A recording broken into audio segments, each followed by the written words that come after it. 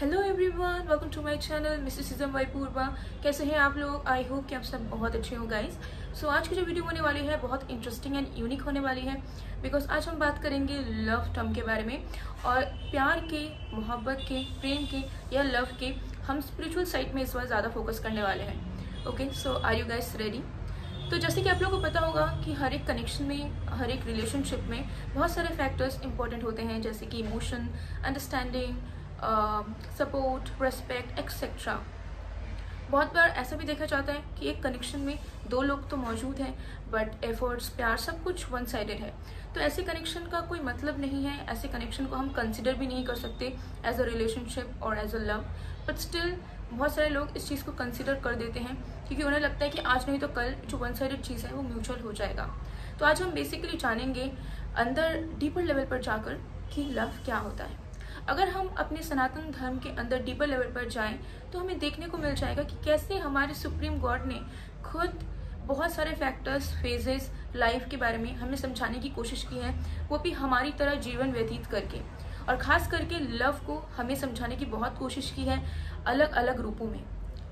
तो जैसे कि अगर हम बात करें रामायण की, तो रामायण में हमें देखने को मिलता है कि जब माता सीता का अपहरण हो जाता है उस वक्त श्री राम कहते हैं कि मेरा जो इन्वायरमेंट है सराउंडिंग का वो इतना खूबसूरत है, उसमें इतनी खुशियां हैं, इतना वो अबंडेंट इन्वायरमेंट है, लेकिन उसके बावजूद भी मुझे कुछ भी रास नहीं आ रहा, मुझे सब कुछ अंधेरा नजर आ रहा है, मुझे कुछ भी अच्छा नहीं लग रहा है क्योंकि उनके साथ माता सीता नहीं है। और जब जिंदगी में प्यार नहीं होता तो सब कुछ होने के बाद भी ऐसा लगता है कि सब कुछ छिन चुका है, कुछ भी बचा नहीं है जिंदगी में। लाइकवाइज माता सीता जो कि एक महारानी, उन्होंने भी सिर्फ और सिर्फ अपने पत्नी धर्म के लिए, प्यार के लिए और अपने हस्बैंड के लिए वनवास जाने का डिसीजन लिया और उन्होंने अपना सारा सुख त्याग दिया। और ये जो सेक्रीफाइस था इसमें भी माता सीता का हैप्पीनेस शामिल था। ऐसा नहीं था कि माता सीता मजबूर होकर या रिग्रेट में या फिर मजबूरी में आकर उन्होंने ये सेक्रीफाइस किया था। उनकी खुशियाँ थी उनके प्यार के साथ, और उन्हें पता था कि अगर वो महल में रहती है लेकिन उनका प्यार उनके साथ नहीं रहता तो वैसे महल में भी वो कभी खुश नहीं रह सकती। ओके, सिमिलरली अगर हम शिव पुराण में जाएं तो हमें शिव पुराण में देखने को मिलेगा कि माता सती ने हमें लव में डिवोशन एंड डेडिकेशन की इम्पोर्टेंस समझाई है। साथ में हमारे महादेव ने समझाया है कि कैसे रिलेशनशिप में पेशेंस इंपॉर्टेंट होता है और उसके साथ साथ सेम पेज पे रहना भी कितना इंपॉर्टेंट होता है। क्योंकि जब माता सती का री इनकारनेशन होता है, यानी कि पुनर्जन्म होता है एस माता पार्वती, उस वक्त महादेव प्यार तो करते हैं जिस तरीके से वो माता सती को करते थे, वही प्यार कांस्टेंट था माता पार्वती के लिए भी। बट क्योंकि माता पार्वती सेम पेज पर नहीं थी, सेम एनर्जी में नहीं थी, तो महादेव ने उन्हें तपस्या करने के लिए कहा।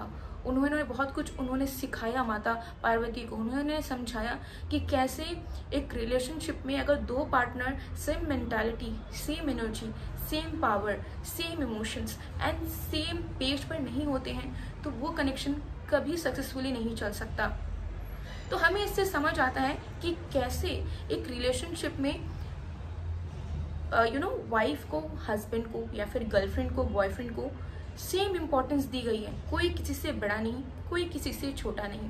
साथ में रिलेशनशिप में कभी भी किसी तरीके का financial status, background, family background कुछ भी मैटर नहीं करता। अगर कुछ मैटर करता है तो वो करता है विलिंगनेस, यानी कि चाहत एक दूसरे के साथ रहने की, उसके साथ साथ इमोशंस म्यूचुअल लेवल पर, अंडरस्टैंडिंग और एक दूसरे की खुशियों का वजह बनने की इच्छा। तो ये कुछ इंपॉर्टेंट फैक्टर हैं जो कि सबसे ज़्यादा प्रायोरिटाइज होनी चाहिए एक रिलेशनशिप में। बट अभी के ज़माने में आपको नज़र आएगा कि ये सब प्रायोरिटाइज किया ही नहीं जाता। इमोशंस को लीस्ट इम्पॉर्टेंस दी जाती है, ठीक है, और पेशेंस तो बिल्कुल भी नहीं होता है। आजकल आप लोगों को दिखता होगा कि कुछ भी अनबन होती है, कुछ भी झगड़ा होता है या इनकम्पैटिबिलिटी होती है तो लोग तुरंत सेपरेट हो जाते हैं, लोग अलग हो जाते हैं, न्यू पार्टनर्स की तलाश में चले जाते हैं या न्यू कनेक्शन में जंप कर देते हैं, लेकिन पेशेंस नहीं रख सकते उसी पार्टनर के साथ जिसके साथ हो सकता है कि उन्होंने साल साल बिताए हो। ओके, सो ये जो स्टोरीज है ये रियलिटी में हुई है और इसे भगवान ने खुद जिया है ताकि वो सिर्फ और सिर्फ हमें समझा सके। ओके, लेकिन हम प्यार को इम्पोर्टेंस नहीं दे पाते हैं अभी के टाइम में, कलयुग के टाइम में। तो हमें प्यार को समझने की ज़रूरत है। ओके, कि अगर आप किसी से प्यार कर रहे हो तो पूरी शिद्दत से करो, पूरी शिद्दत से। अगर वो इंसान आपके लिए सही होगा तो ज़रूर आपको भी इन रिटर्न उतना ही मिलेगा। ठीक है, अनकंडीशनल लव जो आप करोगे किसी से, वो आपको रिटर्न भी मिलेगा। ठीक है, ऐसा नहीं है कि सिर्फ आप ही करते रहोगे और आपको इन रिटर्न ना मिले। क्योंकि बहुत लोग ऐसे भी कहते हैं कि अनकंडीशनल लव हम करते हैं और अगर हम इन रिटर्न की आशा रखें, उम्मीद रखें, तो वो बिजनेस हो जाता है, which is not a reality. भगवान ने रिलेशनशिप बनाई ही है ताकि दोनों को वो सेम नरिशमेंट मिल सके। ओके, और एक इक्वालिटी भी कनेक्शन में हमेशा होता है, हमेशा से ही। ओके, सो दिल खोल कर प्यार कीजिए। ओके, और प्यार में किसी तरीके की बंदिश नहीं रहती, प्यार में हमेशा फ्रीडम होता है। क्योंकि अगर आप राधा कृष्ण की स्टोरी भी देखेंगे तो उसमें आपको नजर आएगा कि प्यार में किस तरीके से फ्रीडम हमें दिखाया गया है, कि फ्रीडम कितना इम्पोर्टेंट होता है। और जो आपका है वो आपका ही रहेगा, वो आपको नहीं छोड़ के जाएगा या जाएगी। और जो प्यार आपके नसीब में है वो आपको मिल के ही रहेगा, चाहे कोई भी उसके खिलाफ हो जाए या कितनी भी बड़ी मुश्किलात क्यों ना आ जाए। तो प्यार पे विश्वास कीजिए, प्यार से विश्वास नहीं उठाइए। क्योंकि बहुत बार ऐसा होता है कि या तो हम गलत हो जाते हैं, या तो परिस्थिति गलत हो जाती है, या फिर सामने वाला इंसान गलत हो जाता है। लेकिन इसका मतलब ये नहीं कि प्यार गलत है या फिर प्यार बोलकर कुछ एग्जिस्ट ही नहीं करता। Trust me, real love do exist. Okay, और प्यार ऑटोमेटिकली तो होता है, लेकिन उसे निभाना, उस प्यार को कायम रखने के लिए बहुत मेहनत, बहुत एफर्ट लगते हैं। भगवान ने खुद बहुत एफर्ट लगाए हैं अपने रिलेशनशिप, अपने लव स्टोरी को पूरा करने के लिए। तो हम तो सिर्फ इंसान हैं। तो आप सोच लीजिए कि हमें कितना मेहनत करना पड़ेगा अगर हम किसी सच्चे प्यार को जिंदगी भर के लिए जीतना चाहते होंगे। तो जो रिलेशनशिप है, जो लव है, उसका इम्पोर्टेंस हमारे लाइफ में उतना ही रहना चाहिए जितना हमारे लाइफ में फैमिली, फ्रेंड्स, करियर एंड बाकी चीज़ों के लिए है। ओके, तो ऑलवेज बी होपफुल और हमेशा अपने धर्म पे चलने की कोशिश कीजिए, चाहे आप किसी भी धर्म के हों। ओके, आप हमेशा अपने धर्म पे चलने की कोशिश कीजिए, क्योंकि जितना आप अपने कर्म को अच्छा रखेंगे, जितना आप धर्म में चलेंगे, उतना आपकी सोल जो है वो खुश रहेगी। और आपका जो सोल है उसकी कोई जेंडर नहीं है, ना वो लड़का है ना वो लड़की है। तो हमेशा एम्पैथ बनिए, एक प्रैक्टिकल एंड इमोशनल स्टेट में एक बैलेंस रखिए। अपने आप को एक सोल की तरह ट्रीट करें। ठीक है, अपने आप को एक लड़की की तरह, एक लड़के की तरह ट्रीट मत करें। बिकॉज हर एक बॉडी में फेमिनिन एनर्जी, मैस्कुलिन एनर्जी दोनों होती है। ओके, तो अगर आप कोमल हो तो आप बहुत सख्त भी हो सकते हो, और अगर आप बहुत प्रैक्टिकल हो, बहुत मैस्कुलिन हो, तो आप फेमिनिन भी हो सकते हो। तो अपने आप को आप सोल की तरह ट्रीट कीजिए और देखिए कि कैसे आपकी अंदर दोनों तरीके की शक्ति जागृत होती है और आप दोनों तरीके से ज़िंदगी को जी सकते हैं और हर एक अच्छे बुरे में आप डिफ्रेंशिएट कर सकते हैं। और साथ में प्यार के इम्पोर्टेंस को समझिए। अगर आपको लगता है कि आप समझते हो बट सामने वाले नहीं समझते, तो उनको भी आप समझाने की कोशिश कर सकते हैं। इस वीडियो को शेयर कर सकते हैं।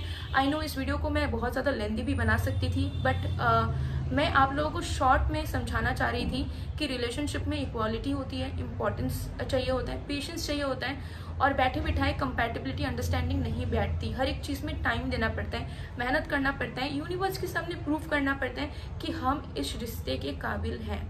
और एल्स अगर हम हर महीने या हर टाइम कुछ प्रॉब्लम होने पे ही कनेक्शन छोड़कर किसी दूसरे कनेक्शन में चले जाते हैं, तो अल्टीमेटली हमें फिर किसी रिश्ते में भी सेटिस्फैक्शन नहीं मिल पाएगा। पूरी लाइफ हमें मल्टीपल लोगों के साथ गुजारनी पड़ेगी इसी चक्कर में कि यार हमें प्यार मिल जाए।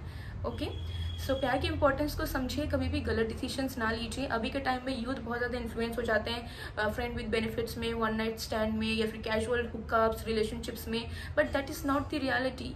इसमें आपकी सोल को कोई शांति नहीं मिलेगी। आपके दिमाग को, आपके हार्मोन्स को, आपके बॉडी को ज़रूर हो सकता है कुछ मिनट्स का, कुछ घंटों का सेटिस्फैक्शन मिल जाए, बट आपकी सोल उस चीज़ के खिलाफ है, आपकी सोल उस चीज़ से तड़पती है। तो I am not judging anyone, ultimately ये आप सबका पर्सनल चॉइस है। बस मैं यही कहना चाहूँगी कि चाहे आपका पास्ट कुछ भी रहा हो, लेकिन अब अगर आपको लगता है कि आपने बहुत गलत रास्ते पे आपने चल लिया है, तो अब आपका समय है सही रास्ते पे चलने का, धर्म के मार्ग पर चलने का। Okay, so ultimately it's your decision, but आपके अच्छे कर्मों के लिए, अच्छे कार्मिक रिवॉर्ड्स के लिए, और हमेशा ज़िंदगी में शांति बने रहने के लिए और सोल सेटिस्फैक्शन के लिए आपका सही तरीके से चीज़ों को करना बहुत इम्पॉर्टेंट है। ओके। सो आई होप कि आपने समझा होगा कि लव क्या होता है। इसे ज़रूर शेयर करें अपने फ्रेंड्स, फैमिली, क्लोज्ड वंस के साथ, ताकि उनको भी समझ आए। ओके, क्योंकि जब आप खुद से परिवर्तन लाना चाहेंगे तो आपको यूनिवर्स के अंदर भी परिवर्तन देखने को मिलेगा। ओके, सो ज़रूर शेयर दिस वीडियो, एंड अगर आपको नॉलेजेबल लगी हो तो please support me bye liking the video, subscribing, sharing, commenting. और अगर आपको कोई डाउट्स हो या कुछ कहना चाहते हो तो कमेंट सेक्शन आपके लिए ओपन है, ज़रूर कमेंट सेक्शन में आप कह सकते हो। और भी आप लोग बताइएगा कि आप लोगों को कौन कौन से टॉपिक पे वीडियो चाहिए। मैं स्पिरिचुअलिटी पे ज़्यादा फोकस करना चाहती हूँ, बिकॉज इसमें नॉलेज बहुत लोगों को कम होती है, और अवेयरनेस में लाना चाहती हूँ हर एक के अंदर, क्योंकि जो रियलिटी है वो हमारा जानना ज़रूरी है, और एल्स फिर इस एग्जिस्टेंस का कोई मतलब नहीं। So see you in the next vlog guys, bye bye, take care.